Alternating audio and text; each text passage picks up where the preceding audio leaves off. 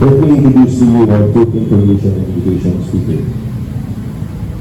As we begin our work week and reaffirm our commitment to the nation, we are privileged to be joined by a distinguished leader who embodies the values of service, discipline, and academic excellence. Born in Marama, Bukidnon, our guest speaker today possesses a unique and multifaceted educational background.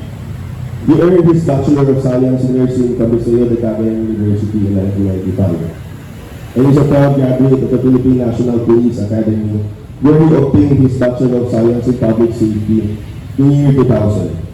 Dedicated to continuous professional growth, he also holds a Master in Local Governance from the Iloilo State College of Fisheries, completed in 2006. In addition to his career in public safety, he maintains his professional roots as a member of the Philippine Nurses Association, effectively bridging the fields of public health and public safety. Beyond his professional achievements, he is a devoted family man. He is happily married to Gladys Halata Salvania, who shares his dedications to the service as a firefighter within the BFP. And together, they are proud parents of their daughter, Kim Trixie Salvania. In his personal time, he remains a staunch advocate for physical fitness and mental agility. He is a dedicated and passionate lawn tennis enthusiast, a sport he pursues with the same precision and drive found in his professional career. Ladies and gentlemen, to share his message and inspire us as we start this week, please join me in a warm round of applause for our Food Information speaker, the Assistant Regional Director for Operations, Senior Superintendent Rex Cliver Lampaso Salvania, sir.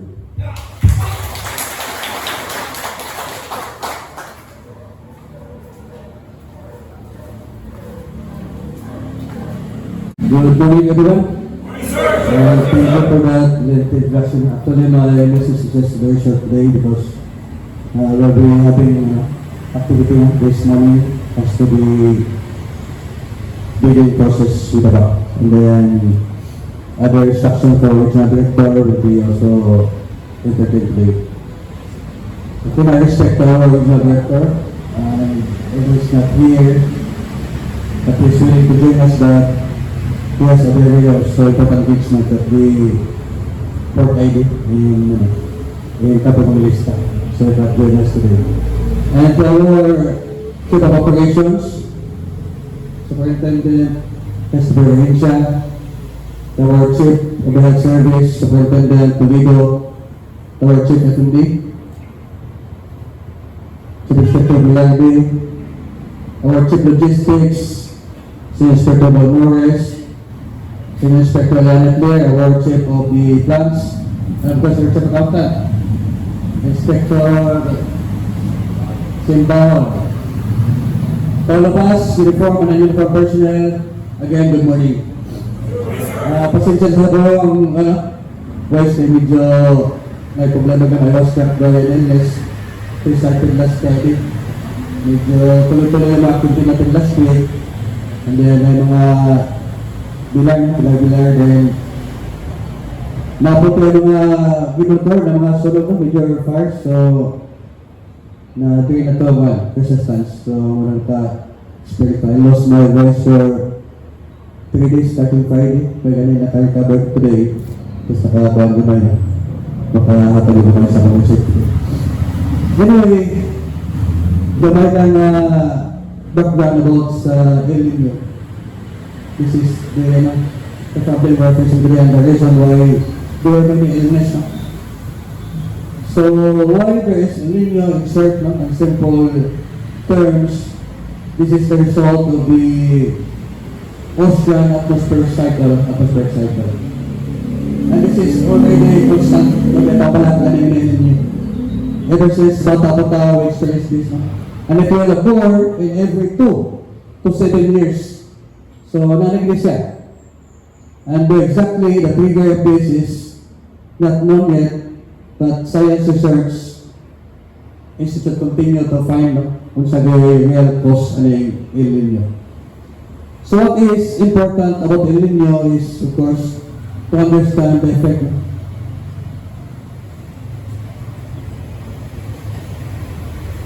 There are many to mention, but the most basic of this is the increase in atmospheric temperature. So when this happened, we experienced, of course, increased fire incident pinapaman sa ating organization. So, natin mga intervention with that. Then second, it can of course damage our ecosystem. No?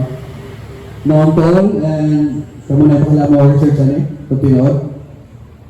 Health crisis, common po na nagha mga sakit na mabot, labi na mga pulmonary like disease na.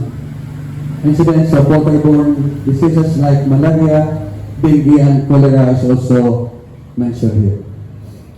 Then the last in my note is the economic disruption. Supply chain and agricultural products are severely affected during this time. So according to the forecast, the El Nino has already affected around 155% of the damages na compared to the 2025 data. So per incidence, itaas from 300 to 900 times in the first quarter of 2026. And this drought or this extreme heat will be experienced up to the second quarter of 2027. So why we are studying this, of course, in order to make a preparation and in order to survive to the next year. So for this, we are reminded to check our water supply if kaya pa na. In our personal home, kaya pa ba ma-sustain mabot ang 2027 second quarter. And also, despite sa El Nino, we are still reminded to prepare for a severe storm. No, matagal ka. Ano kayo severe storm ng El Nino man? So, tama siya effect. That is the effect of the El Nino. So, we are reminded. So, we must not always pray na wala tayo storm. Dili na ito mindset na. Because it is already constant and it is already experienced many times, what we have to pray is to survive in every storm. So not the absence of the storm. So do we have enough supply of food for this time nakaandam na mo? In case severe El Nino will distract us and then this severe typhoon will come. Do you have enough pack of power banks in your home? When El Nino remains the problem, we must always prepare at all times. No? So na naman problema, we always prepare and we find the answer in order to live and survive whatever calamities we will experience.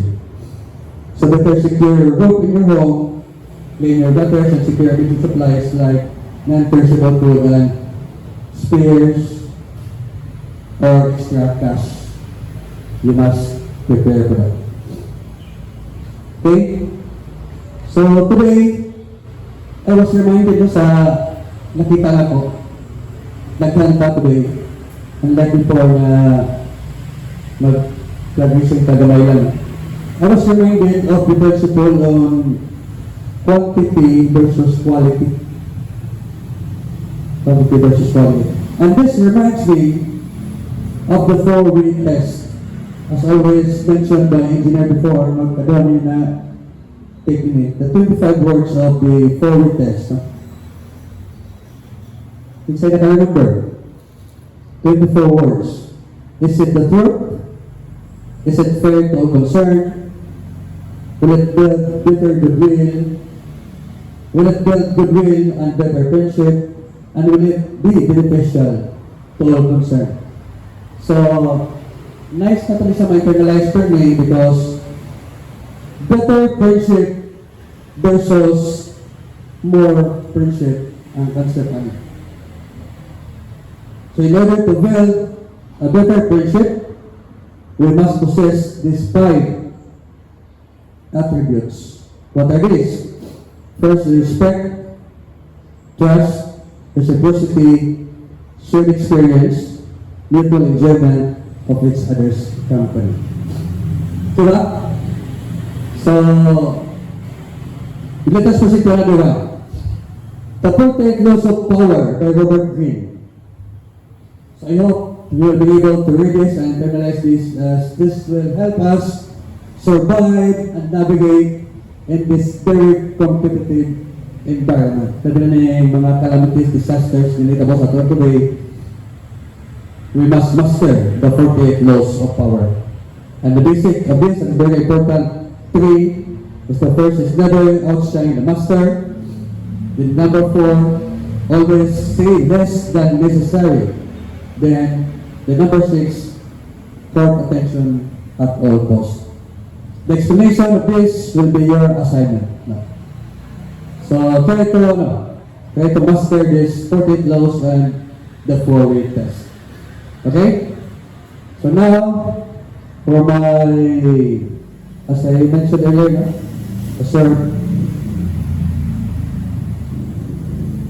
short topic about my work. No?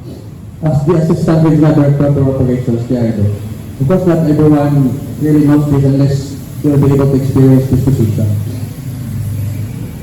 With the role and responsibility instructed to me in helping and lead our organization toward operational excellence and public safety, my primary mandate is to assess, of course, the regional director and the exercise of this operational management function across the region. This responsibility involves the oversight, coordination, and supervision of all operational activities to ensure that our personnel, resources, and system remains prepared and capable of delivering effective and thorough protection, emergency response, and disaster management services. And to accomplish this mission, my duties evolve around several areas. First, strategic planning and policy development. I am responsible for recommending operational policies, plans and programs that enhance our region's readiness, capability, and efficiency. This includes conceiving system of procedures that enable us to effectively monitor, assess, and improve the performance of our operating units. Second, resource management. I review and evaluate operational requirements, involve manpower, logistics, and financial resources, ensuring that these are aligned with our mission, objectives, and are ready for the approval and concurrence of the regional director. Third, on operational leadership. One of the most critical responsibilities is leading the Bureau's response during major fire incident. So, muna yung isang nakatrain sa itong assistance because being the regional director of operation, monitor ko sa transito mo nila sa Cagayan. Kung na yung mga alam sa provinces, monitor ka sa mga kapitan, pinakalis sa ito makatulog ka, 12 or maybe more than 12.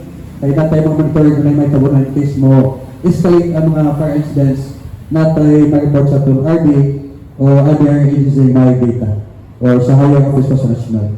So nga na siya kuhan po sa operation side. Okay, leadership, then let's proceed to the fourth one. The inter-agency collaboration. Effective emergency management requires strong partnerships. As such, I represent the Bureau in the Regional Disaster Reduction and Management Council, the Basin Other Council, and other interagency bodies working closely with our partners to strengthen preparedness response and resilience effort throughout the region. So may time na wala ko din sa office, di ko niyo makita because I have to attend the interagency meeting sa mga councils na nabuo related to public safety. So as we go forward, let us remember that operational readiness is the foundation of public safety. Through strategic leadership, sound management, and unwavering commitment to service, we can continue to build a better, safer, more resilient, and disaster-ready community. To my fellow firefighters and public servants, I thank you for your dedication and sacrifice. Let us continue working together with professionalism, integrity, and excellence as we fulfill our mission of serving and protecting our people.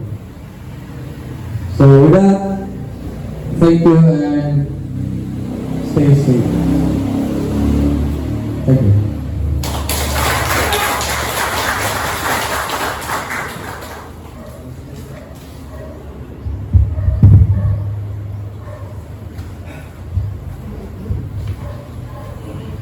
Thank you for that inspiring message, sir. At this juncture, may we call in our Chief Operations Division, Fire Superintendent Christopher J. Hansha, to give the certificate of appreciation for speaker to be assisted by our Financial Management Division Chief Fire Chief Inspector Sam Lawrence Aguilera, sir. Functionaries, Department of Interior Local Government,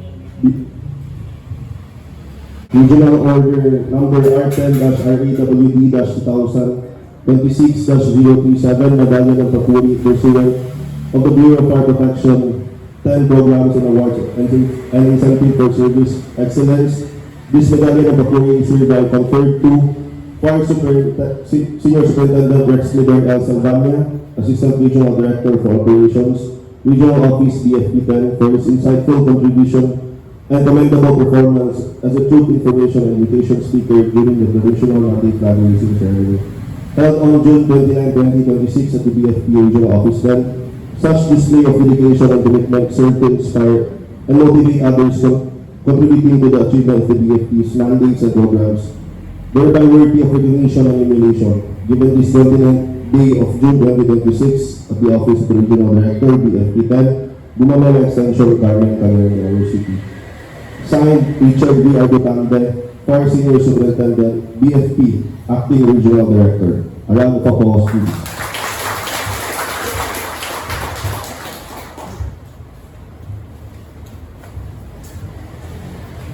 May we call on any announcement from different divisions and sections, ma'am, sir? There may be none.